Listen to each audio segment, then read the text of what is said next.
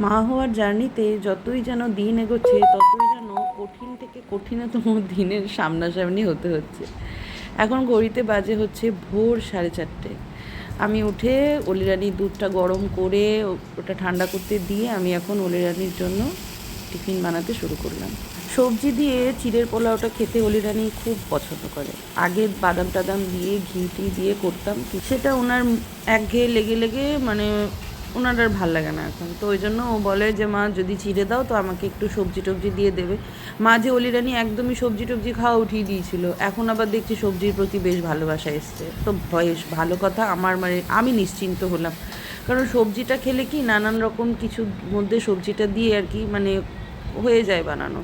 যাই হোক, আমার টিফিন বানানো হয়ে গেল, চলুন অলিরানিকে গিয়ে তুলি। অতিরিক্ত গরম পড়াতে অলিরিদের স্কুল এখন 1 ঘন্টা এগিয়ে দিয়েছে, মানে আগে ছিল 7:30, এখন হয়েছে 6:30। তো যেহেতু 6:30, তো সেই জন্য ওকে এখন বাড়ি থেকে বেরিয়ে যেতে হয় 5:15 থেকে 20-র মধ্যে। ওই জন্যই আর কি বললাম যে এখন মানে আমাকে আরও সকাল সকাল উঠতে হয়। তো মানে এই কারণেই আমি বললাম সকালবেলায় যে যুদ্ধটা বেড়েছে, মানে এখন মানে গোটা দিনে মানে আপনারা বললে বিশ্বাস করবেন কি না জানি না, গোটা দিনে 3.5 থেকে 4 ঘন্টা ঘুম হচ্ছে সারা দিনে, দিনে রাতে মিলিয়ে। তো কিছু করার নেই, আমি যখন ছোট ছিলাম তখন আমার মাও করতো, তো আমাকেও করতে হবে। একবার ঠান্ডা লাগলে আর সেই ঠান্ডা কমাতে আমার মানে ঘাম ছুটে যায়। যাই হোক, হে এভরিওয়ান, গুড মর্নিং। বেরোলাম বলতে অনেক দিন ধরে আমার 3-4টে জামা পড়েছিল, ওগুলো একটু সেলাই খুলতে হবে, আবার কিছুগুলো টাইট করতে হবে। তো সেইগুলো করতে বেরোলাম, আর টুকিটাকি আমার নিজের জিনিস শেষ হয়ে গেছে, সেগুলোও আনবো। তো 4-5টা কাজ নিয়ে বেরোলাম। অলিরানি বাড়ি আসার আগেই চলে আসবো। আজকে ওয়েদারটা একটু ভালো। কালকে একটুখানি আমাদের এদিকে একটু শিলাবৃষ্টি মতন হয়েছে টুকটাক করে, সেই কারণেই নাকি কে জানি রোদ আছে, কখনো রোদ কখনো মেঘ এরকম আছে, বাট ওয়েদারটা নেওয়া যাচ্ছে। নইলে অন্য দিন যা খাইমুড়ি রোদ ওঠে, বাবারে বাবা, রোদে বেরোনোটা মানে রিস্ক হয়ে যায়, মানে এই বুঝি সানস্ট্রোকে পটল তুললাম, এরকম একটা ব্যাপার হয়ে যায়। একদিন ইউটিউব ঘাঁটতে ঘাঁটতে একটা ভিডিওতে দেখছিলাম যে আমরা যে বাঁশের যে ধূপকাঠিগুলো যেগুলো জ্বালাতাম, সেগুলো না গৃহস্থর বাড়িতে জ্বালাতে নেই। তো সেই কারণে আর কি আমি বাঁশের ধূপকাঠি জ্বালানো অনেক দিন বন্ধ করে দিয়েছি। এবার আমাদের বাড়ির সামনে যে সমস্ত দোকানগুলো রয়েছে না, ওখানে সবই ওই ধূপকাঠি পাওয়া যায়, ওই কোন, তারপরে স্টিক জাতীয়, মানে যেগুলো বাঁশ ছাড়া আর কি শুধু স্টিক জাতীয় যে ধূপকাঠিগুলো, সেই ধূপকাঠিগুলো এই দিকের বাজারেই পাওয়া যায়। আর ওই দিকের বাজারে সেরকম অ্যাভেলেবেল নেই, সে অর্ডার দিতে হয়, মানে হুট করেই শেষ হয়ে গেছে। মাসেরটা মাসে তোলা থাকে, কিন্তু আমার একদম মাথায় নেই যে এটা অর্ডার দিতে হতো। তো আমি বেসিক্যালি অনলাইনেই নিই, অনলাইনে নিলে একটু সস্তা পড়ে। তো যাই হোক, অগত্যা কিছু করার নেই, তো 2-3টে প্যাকেট নিয়ে নেব 1 সপ্তাহ মতন চলার মতন। তারপরে সামনের সপ্তাহে একবারে গ্লসারির আইটেমের সাথে এটাও অ্যাড করে দেবো, একবারে হয়ে যাবে। তো আমার না চন্দন ফ্লেভারটা খুব ভালো লাগে, তো আমি চন্দন ফ্লেভারটাই নিচ্ছি। আরও অনেক রকমের ফ্লেভার রয়েছে, কিন্তু খুব একটা উগ্র গন্ধ না আর ভালো লাগে না। যা গরম পড়েছে না, এই গরমে অলিরানির স্কুল ড্রেসগুলো পুরো পিওর কটনের না, ওই কটন ব্লেন্ড, মানে কটন আর সিনথেটিক মিশানো যে হয় না, কটন ব্লেন্ড টাইপের ওইগুলো। ওর গায়ে কীরকম র্যাশ র্যাশ বেরিয়ে যাচ্ছে এত গরমে। তো সেই জন্য ভাবলাম যে দুটো গেঞ্জির ইনার নিয়ে নিই। এমনিও অলিরানি বড় হচ্ছে, আমাকে হয়তো 3-4 বছর পরে আমাকে পরাতেই হতো। তো ঠিক আছে, এখন থেকেই পড়ুক, অন্তত গরমে এই র্যাশগুলোও বেরোবে না, আর অভ্যাসটাও ভালো হয়ে যাবে। এরপরেই চলে এলাম ওই জামাগুলো দিতে। তো আমি ব্যাগ ঘেঁটে দেখি কি একটাই জামা এনেছি, আমি 3-4টে জামা বের করে রাখলাম, কিন্তু তাড়াহুড়োর মধ্যে মনে হয় আর ওগুলো ঢোকাতে ভুলে গেছি। মানে এই হচ্ছে আমার সাথে কয়েকদিন, কোথায় কি জিনিস রাখছি, কি ব্যাগে ঢোকাচ্ছি, কিছুই আর মাথায় থাকছে না। যাই হোক, ওই একটা জামাই বুঝিয়ে টুঝিয়ে দিলাম। আর এখনকার সেলাইগুলো না, যেগুলো অনলাইনে আসে না, সেলাইগুলো খুব বাজে।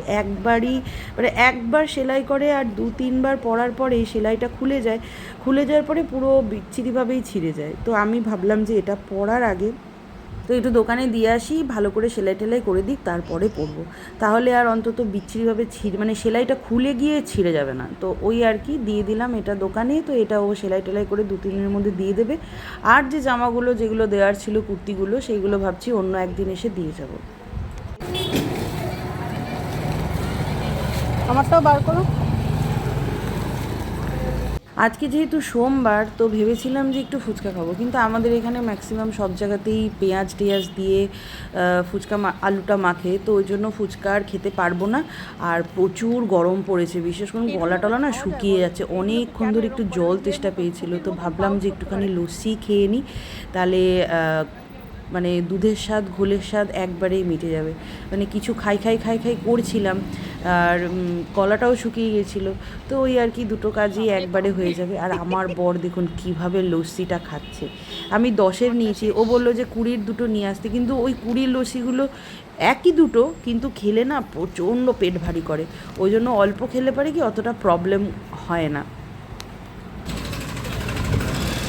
লস্যি খেয়ে যেন পেটটা ঠান্ডা, মনটা ঠান্ডা হলো। বলো কখন থেকে জল তেষ্টা পেয়েছি। সব কাজ হয়ে গেছে, লস্যি খেয়ে নিয়েছি।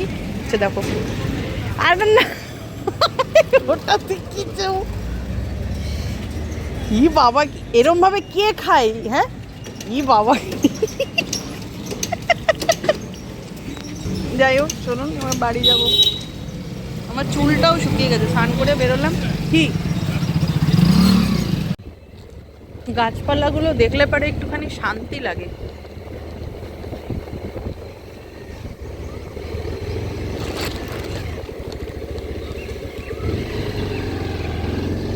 এবার এটা কি সুন্দর, এই কোয়ার্টারটা পুরো গাছপালায় ভরা। গরমকালে শান্তি, রোদই ঢোকে না সামনেটা। আজকে যেহেতু সোমবার, তো আমি আমার জন্য ডালিয়ার খিচুড়ি করেছিলাম। ওদের মা অলিরানি মিস্টার দাসের জন্য ডাল, ঝিঙে পোস্ত, তারপরে আলু আর উচ্ছে ভাজা।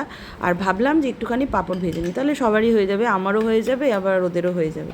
তো এদিকে ওই মেলার থেকে চাকা পাঁপড়গুলো নিয়ে এসেছিলাম। আর এই চাকা পাঁপড়গুলো না প্রচুর তেল লাগে, আর খুব সিমে ভাজতে হয়, অনেকটা সময় ধরে ভাজতে হয়। তো অলিরানি এই জাস্ট ঢুকেছে বাড়িতে, ও স্নানে গেছে, মিস্টার দাসও স্নানে গেছে। তো দুজনাই স্নান করে বেরোতে বেরোতে আমার এই পাঁপড় টাপড়গুলো ভাজা হয়ে যাবে।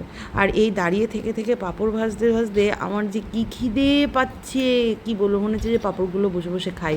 খালি পেটে পাঁপড় খেলে না খুব অসুবিধা হয়। এমনি ঘোলটা খেয়ে না অলরেডি বদ হজম হয়ে গেছে, মানে 2-3 বার চোয়া ঢেকুর উঠে গেছে। তো ঠিক আছে, চলুন দুপুরে খাওয়া দাওয়া শেষ করে তারপরে এই বাজার থেকে কি নিয়ে এলাম, কয়েকটা জিনিস কিনেছি যেগুলো আমার ঘরেই লাগবে। আর একটা তার মধ্যে একটা নতুন জিনিস নিয়ে এসেছি, ওটা মানে অনেক দিন ধরে দেখছিলাম, কিন্তু ওটা না মানে খাইনি আমি কখনো এর আগে। অলিরানি অনেক দিন ধরে বলছে নিয়ে এসো, তো নিয়ে এলাম। দেখা যাক খেয়ে কীরকম লাগে, তো আপনাদের সাথেও শেয়ার করবো। তো তার আগে পেট পুজো করে নিই। তো চলুন কী নিয়ে এলাম আগে সেগুলো টপাটপ বার করুন, তারপরে আপনাদের সাথে শেয়ার করছি যে কোনটা কী জিনিস আর কেন এনেছি। তো প্রথমেই দেখতে পাচ্ছেন যে এই যে জনসন অয়েল আর হিমালয়ার ক্রিম, এই দুটো মায়ের জন্য। কারণ ডাক্তার বারণ করে দিয়েছে উল্টোপাল্টা কোনো ক্রিম, মানে নর্মাল ক্রিম কোনো ক্রিমই মা মাখতে পারবে না। তো তারপরে আমার একটা গুড ভাইবসের D10 ফেস ওয়াশ, যেটা আমি রেগুলার ইউজ করি। এই যে চিজটা আমি আজকেই নিয়ে এলাম। এটা অনেক দিন ধরে ভাবছিলাম যে একটু নেব, একটু জাস্ট টেস্ট করে দেখবো। আর আমার মেয়ে তো যা লাগছিল যে মা তুমি ওটা একবার নিয়ে আসো, একবার খাবো। তো ওই জন্য আজকে নিয়ে এলাম ওর জন্য।